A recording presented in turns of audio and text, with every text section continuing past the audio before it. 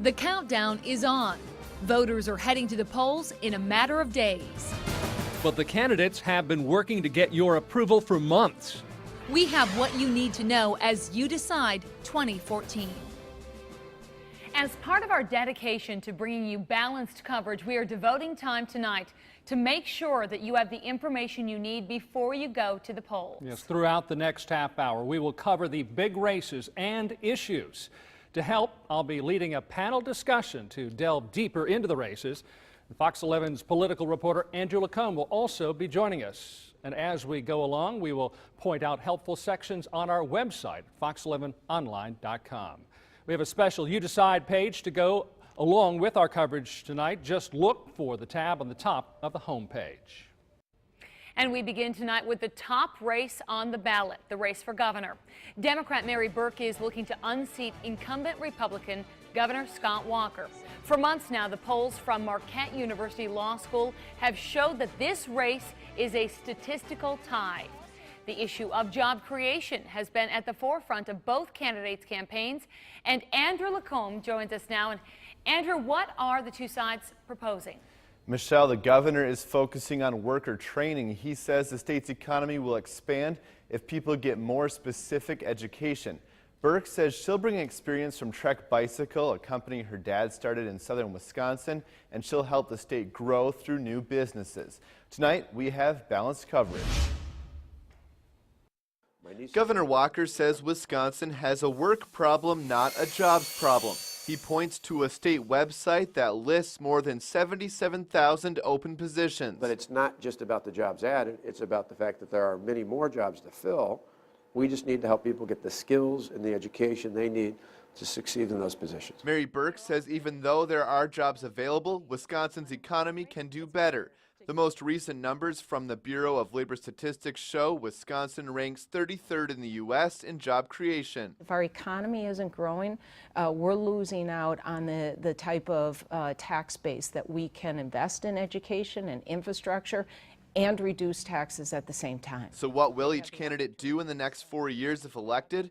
Burke says her goal is to make Wisconsin a top 10 economy in the country. She believes the state should invest in entire industries over individual companies. She also plans to quadruple a state fund for startup businesses. Certainly should work at bringing new employers to Wisconsin, but we also have to make sure that we're creating new companies, helping to start new companies. In a possible second term, Governor Walker says his goals include cutting taxes for the manufacturing and agriculture industries. Walker also says he will spend more on worker training programs. He also plans to require drug testing for some adults who request food stamps from the state. Increasingly, from a liability standpoint, employers need people who are drug-free. Throughout the campaign, Burke put some attention on a promise Walker made 4 years ago that was creating 250,000 private sector jobs by the end of his first term. So far, the state has added around 100,000 jobs. Walker says he doesn't think voters would penalize him for setting a big goal. Michelle? All right, Andrew, thanks. And another area where the two sides seem to have some differences is in education. Yeah, that's right. The governor says if he's reelected, he'd push the legislature to freeze tuition at UW schools for 2 more years. The tuition freeze is Walker's main focus for higher education. Burke, who's a member of the Madison School Board, says unless the UW system gets more state funding, it can't survive another 2-year tuition freeze. But she says her goal is to lower college costs, and she wants to lower student debt by making student loan payments tax deductible. Walker says keeping tuition down and creating more high-paying jobs are the best ways to lower debt. We'll hear more from Walker and Burke a little later on tonight about the other lawmakers they could be working with in Madison next year. Michelle? All right, Andrew, thanks. Now, typically, undecided voters are coveted during the campaigns, but so far, pre-election polls are showing there aren't very many undecided voters left when it comes to the governor's race. Mark Leland is with our panel right now. And Mark, who do you have with you, and What do they expect the impact of the undecided voter to be? Well, let's find out. Representing the Democratic view tonight, we're joined by Deb Stover with the Democratic Party, Brown County Democratic Party here, and representing the Republican Party of Brown County is the chairman, Mark Becker. Give us an idea. 6 to 10%, they say, are undecided still at this point in the governor's race. Can those 6 to 10% still be swayed in your favor? Oh, well, they most certainly can. I have trouble believing it's that much, to tell you the truth. But I can say I was out knocking doors today, handing out literature, and talking to people. And that's what we're going to do. We're going to work the next week. It's just one more week. And we're going to get out the vote, and we're going to talk to voters, and we're going to press the case for Mary Burke. And Mark, for Governor Walker, what do you do to try and win over those last few remaining undecideds? Well, you know, I think it's the big thing is just saying where we are now as opposed to 4 years ago. Look at, you know, we are creating jobs, the deficit's down, we are in a better shape fiscally than we were 4 years ago. It's working, and that's kind of the message that we've said all along, that look at where we are now. And I think that's resonating with the voters. I agree with Deb. I don't know if it's 6 to 10%. It's few and far between, but I think they can be, you know, coming our way. Well, if it comes down to these final few, I mean, the key is really to get them to the polls, is it not? I mean, that's what you need, those undecideds, to really make the effort. Right, this is really true, and we have been pushing early voting, and people can still early vote here through Friday. I myself do that. I think it's wonderful. It's great. You don't have to stand in lines, and you can do it to accommodate your schedule. Definitely, we want people to be paying attention and to vote. Governor Walker has failed in his promise to create 250,000 jobs. He says it was a big goal. It wasn't. It was a moderate return from a recession. And he is less than half on that, and that's the most important thing. Mark, let you have the final say here in this Well, one. you know, yes, job creation is huge, and he's done a great job in terms of job creation. Look at where we were under Doyle, losing 133,000 jobs. So we had we had to stop the bleeding, and then we had to continue and start the growth. So 120,000 jobs, is that where we would like to be? Well, no, but we're on the way. All right. Well, if you still are an undecided voter out there, we can help on our website, fox11online.com. We have the candidate profiles for you, side-by-side comparisons and the latest election news. Just click on the You Decide tab on the top of the homepage. And for more information on the campaigns and volunteer opportunities with the political parties here in Brown County, you can find a link attached to the panel discussion story.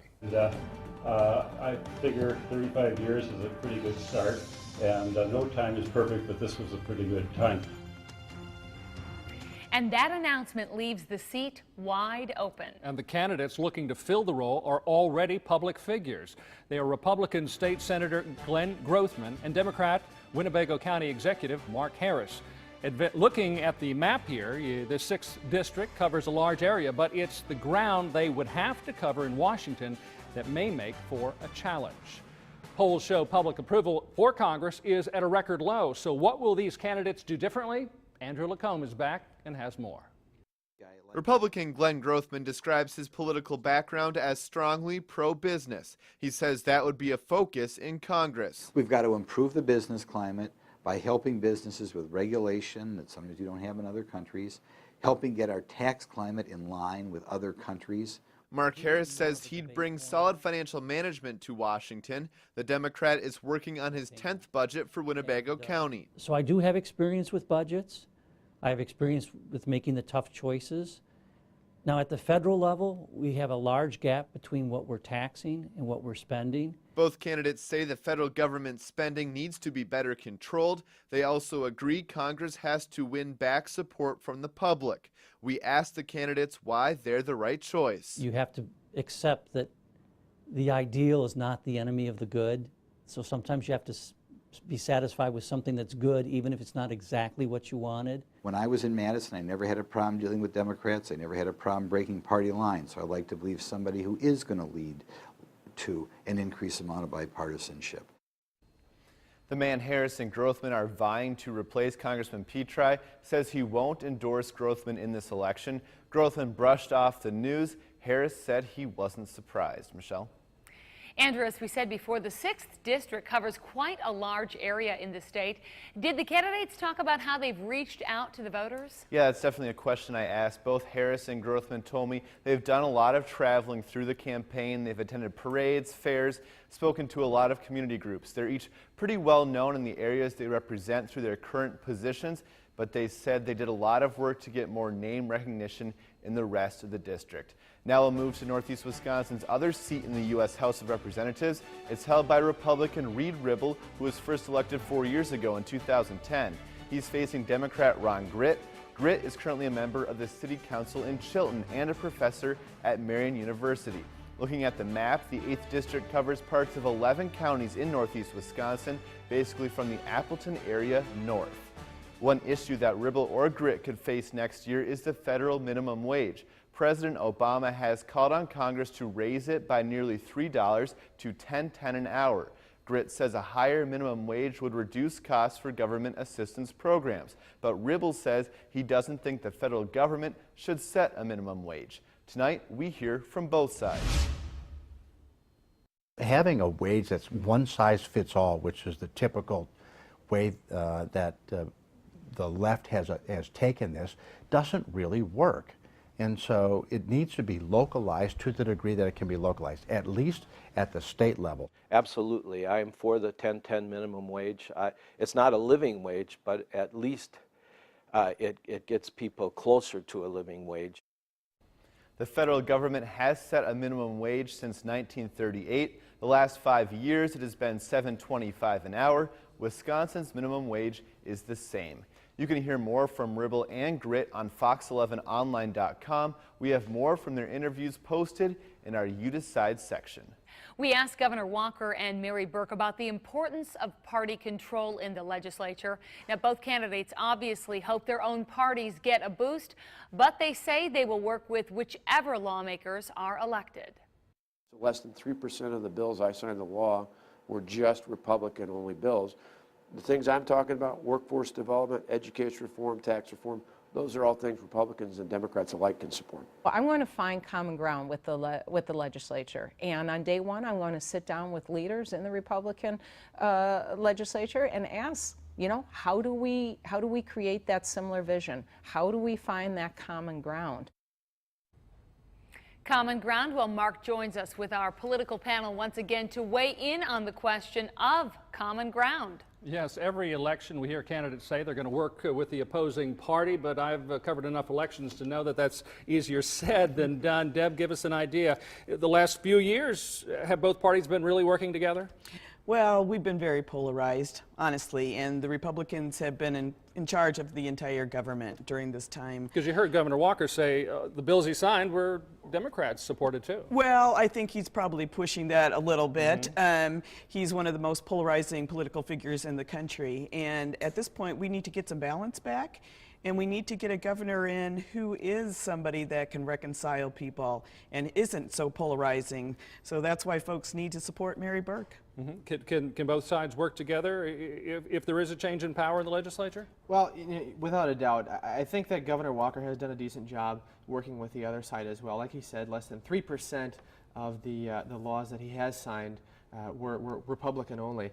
It's just the 3% sometimes gets all the media coverage as well. But yes, there's no doubt about it that we can work together. Okay.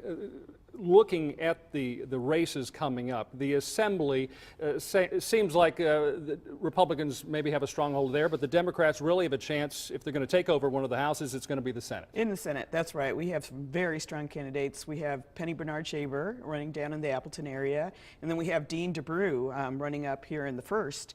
And he's been running a vigorous campaign, raised a lot of money, has a huge core of volunteers, and I think people are going to be surprised at how well he does. We saw it's pretty evenly split right now. I mean, just one candidate away. So, I mean, 2 wins could easily get you in the power. It could, and we have also Martha Lanning down in the Manitowoc area who's running a great campaign. So it's going to be an interesting election night. What do you think, Mark? How's the power going to shape up? Well, I think it stays with the Republicans. You know, like you said, we have a good, strong team of folks. Frank Lassay is running, Roger Roth. Those are household names, and they're working like dogs out there. And but what about those contested races like Mike Ellis's seat, Republican with Penny Bernard-Shaver, really putting up a lot of ads there. Yeah, well, yeah, they are spending a whole lot of money, and so are we. But you know, Roger Roth, people know who he is. He's been a representative in that area and ran the congressional campaign. So I think that stays with him. They know Penny too. We'll continue to follow it.